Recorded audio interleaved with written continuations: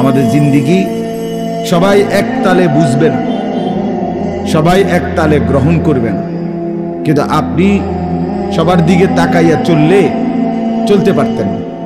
আপনাকে ফিকির করতে হবে যে কেউ বুঝুক না বুঝুক, আমার গন্তব্য আখিরাত, আমার গন্তব্য আখিরাত। আপনারা দেখেন সেই সন্ধ্যা থেকে বয়ান হচ্ছে, তো কিছু মানুষ আমরা এখানে বসা, কিন্তু এর ভিতরে দিয়ে কিছু জাহেল, কিছু গাফেল, কিছু অপদার্থ এই দোকান পাট, এই বুট বাদাম, অথচ বিষয়টা এমন না যে তার বাপ দাদার 14 গোষ্ঠীর জীবনে বুট বাদাম কেউ দেখে নাই, এমন কিছু এটা বলেন। বুট বাদাম পৃথিবীর সপ্ত আশ্চর্যের একটা, তো তাইলে এটা বলে বুট বাদাম চটপটি, এটা তো পৃথিবীতে আশ্চর্য কিছু না। এই চা দোকানের এই আড্ডা, এটা তো পৃথিবীতে অবাক কিছু না।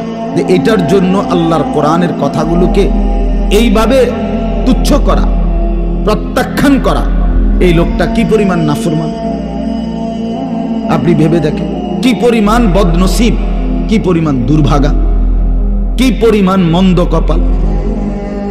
এই দোকানদারগুলোর কপালটাই কি, আর এই কাস্টমারগুলোর কপালটাও কি।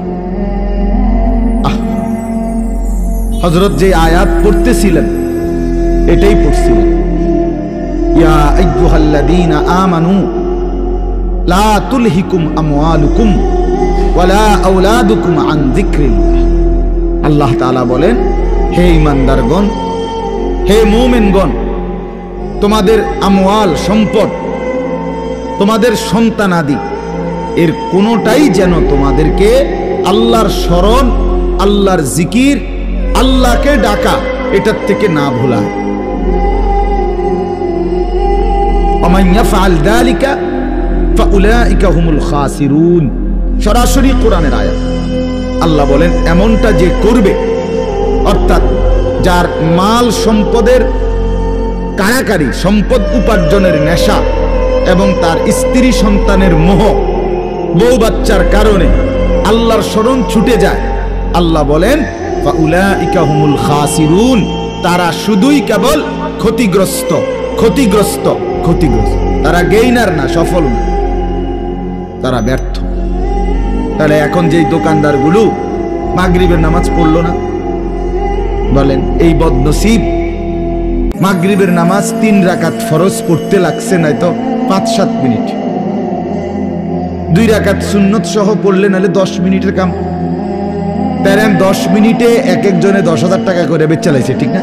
10,000 টাকার বুট বেচা হয়েছে না? মোট কত? 5,000 টাকার বুট বেচে চালাইছে না? যে ধরেন না 50 টাকা বেচক না, আমার সব 100 টাকার বুটে বেচো না তুই বেটা। তো তুই বুট বেচলা, বন বেচলা, বিড়ি বেচলা, কয় টাকা? কিন্তু বঞ্চিত হইলা কয় টাকা? তুমি হারাইলা কি, পাইলা কি? আহা, কে বুঝাবে? অথচ এই বুট বিক্রি, বাদাম বিক্রি, চা বিক্রি, এটা নামাজের আগেও হয়েছিল, নামাজের পরেও হবে। হবে কি না বলেন?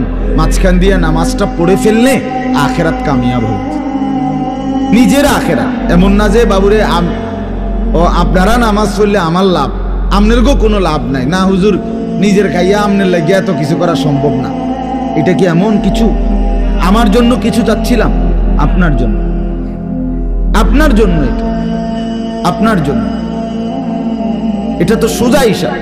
মানে আমিলা সালিহান ফালিনাফসি, কোরআনে আল্লাহ বলছে মান আমিলা সালিহান ফালিনাফসিহি, যেই নেক আমল করে সে তার নিজের জন্যই করে।